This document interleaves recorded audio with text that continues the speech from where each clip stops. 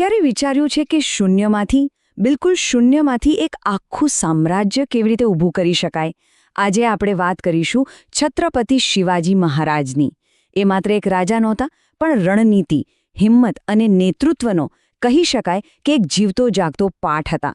તો ચાલો એમની સફળતા પાછળના રહસ્યોને ઊંડાણપૂર્વક સમજીએ. આ જુઓ, ગુલામી એક માનસિકતા છે. આ ખાલી એક વાક્ય નથી. ના, આ તો એક આખી ક્રાંતિનો પાયો હતો. શિવાજી મહારાજનું માનવું હતું કે ખરી ગુલામી લોખંડની સાંકળોથી નથી બંધાતી, એ તો મગજમાં ઘર કરી જાય છે. અને બસ આ એક જ વિચારે આખા મરાઠા સમાજને પોતાની કિસ્મત જાતે લખવા માટેની હિંમત આપી દીધી. તો આવા નેતાનું ઘડતર કેવી રીતે થયું? જુઓ, દરેક મોટા લીડર પાછળ કોઈકને કોઈક પ્રેરણા હોય જ છે. શિવાજી મહારાજ માટે એ પ્રેરણા હતા એમના માતા જીજાબાઈ. એમનું બાળપણ કોઈ રાજમહેલની 4 દિવાલોમાં નહીં, પણ માતાના આપેલા શક્તિશાળી સંસ્કારો અને શિક્ષણથી ઘડાયું હતું. નાનપણથી જ માતા જીજાબાઈએ એમને રામાયણ અને મહાભારતની કથાઓ સંભળાવીને શૌર્યના પાઠ ભણાવ્યા. અને પછી લગભગ 12 થી 15 વર્ષની ઉંમરે એ માવળના સામાન્ય લોકોની વચ્ચે રહ્યા. ત્યારે એમને સમજાયું કે આ લોકોમાં તાકાત તો અઢળક છે, પણ કોઈ દિશા નથી. જાણે કે એક અનગાઇડેડ મિસાઇલ હોય ને એવું. બસ શિવાજીએ નક્કી કરી લીધું કે આ શક્તિને એક સાચી દિશા આપવી છે. અને આ જ અનુભવ અને જ્ઞાનમાંથી જન્મ થયો એક મોટા મિશનનો, સ્વરાજ. હવે સ્વરાજનો મતલબ ખાલી રાજગાદી મેળવવાનો નહોતો. ના, એનો અસલી મતલબ હતો ગુલામીની માનસિકતાને જડ મૂળથી ઉખાડી ફેંકવી અને લોકોમાં સ્વશાસન અને ગૌરવની ભાવના જગાવવી. આ કોઈ સામાન્ય કસમ નહોતી.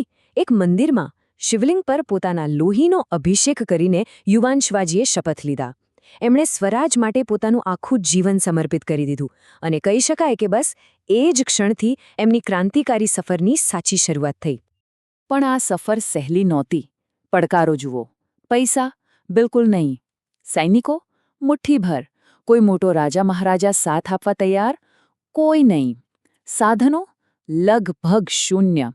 એમની સામે પહાડ જેવા પડકારો હતા. એમની પાસે કશું જ ન હતું, સિવાય કે એક વસ્તુ, અતૂટ સંકલ્પ.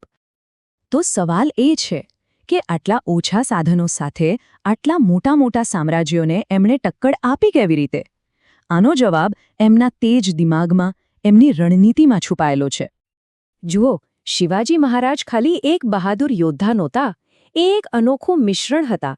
એમનામાં મહારાણા પ્રતાપ જેવી તાકાત અને હિંમત હતી, તો સાથે સાથે આચાર્ય ચાણક્ય જેવી રાજકીય સૂઝબૂઝ અને કુશળ રણનીતિ પણ હતી. શૌર્ય અને બુદ્ધિ બંને એકસાથે. એમનું સૌથી ખતરનાક હથિયાર હતું ગનીમી કાવા, જેને આપણે ગિરિલા વોરફેર કહીએ છીએ.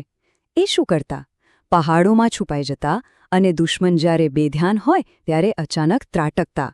આ જ કારણે એમના દુશ્મનો એમને પહાડી ઉંદર કહીને ચીડવતા, પણ હકીકતમાં એમનાથી ડરતા હતા. આ જ યુક્તિથી એમની નાનકડી સેના પણ લાખોની ફૌજ પર ભારે પડતી. અને એમની દૂરની દ્રષ્ટિ જુઓ.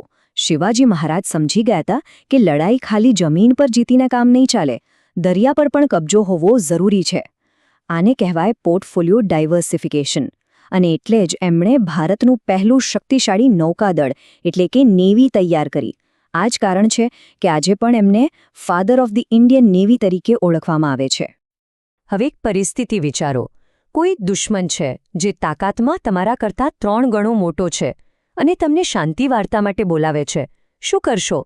આ જ સવાલ શિવાજી મહારાજ સામે આવીને ઊભો રહ્યો હતો જ્યારે અફઝલ ખાને એમને મળવા બોલાવ્યા. તો શિવાજીએ શું કર્યું? એમની તૈયારી જુઓ, સ્ટેપ બાય સ્ટેપ. પહેલું, મુલાકાત માટે હા પાડી દીધી, જેથી દુશ્મન ફંદામાં આવે. બીજું, એમને દગાનો ડર તો હતો જ, એટલે કપડાની નીચે લોખંડનું બખ્તર પહેરી લીધું. અને ત્રીજું, સૌથી અગત્યનું, હાથમાં છુપાવીને વાઘનખ જેવું ખતરનાક હથિયાર રાખી લીધું. મતલબ કે વાત શાંતિની હતી, પણ દગા માટેની પૂરી તૈયારી હતી. પણ જીત ખાલી રણનીતિથી નથી મળતી. એના માટે જોઈએ મજબૂત મનોબળ, મૂલ્યો અને ગમે તેવી પરિસ્થિતિમાંથી પાછા ઊભા થવાની તાકાત. શિવાજીની અસલી જીતનું રહસ્ય આ જ હતું. એમના મૂલ્યોએ જ એમના સૈનિકોમાં એવી વફાદારી ભરી દીધી હતી કે જે અતૂટ હતી. અફઝલ ખાન જેવા મોટા દુશ્મનને હરાવ્યા પછી કોઈ પણ શું કરે? જશ્ન મનાવે? આરામ કરે? ખરું ને? પણ શિવાજી નહીં. એમણે કોઈ ઉજવણી ન કરી અને ફક્ત 18 દિવસની અંદર જ બીજો કિલ્લો પણ જીતી લીધો. આને કહેવાય મોમેન્ટમ. અટકવાનું નહીં, બસ આગળ વધવાનું. પણ સફરમાં હંમેશા જીત નથી મળતી. પુરંદરની સંધિમાં શિવાજીને એક મોટો ઝટકો લાગ્યો. એમને પોતાના 23 કિલ્લા દુશ્મનોને સોંપી દેવા પડ્યા. આ એવી હાર હતી જે કોઈપણ મોટા નેતાને તોડી નાખે. પણ એ શિવાજી મહારાજ હતા. હાર માની લે એ બીજા 23 કિલ્લા ગુમાવ્યા પણ હિંમત નહીં. અને પછી જે થયું એ ઇતિહાસ છે.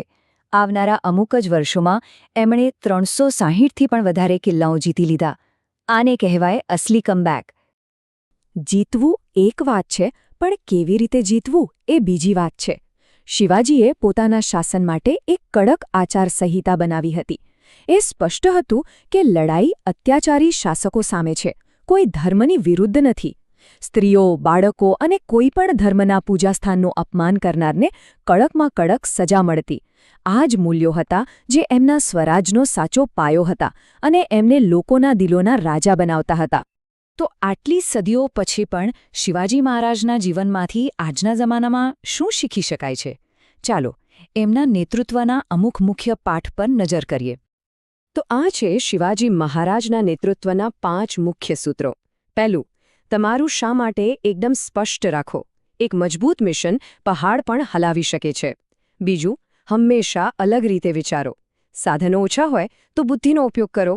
ત્રીજું, દરેક પરિસ્થિતિ માટે તૈયાર રહો.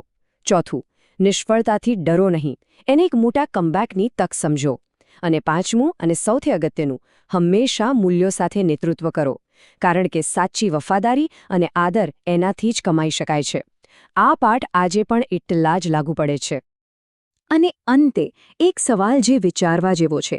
આજના નેતૃત્વમાં શિવાજી મહારાજના આ સિદ્ધાંતોમાંથી કયા એક સિદ્ધાંતની સૌથી વધારે જરૂર છે? આના પર જરૂરથી વિચારજો.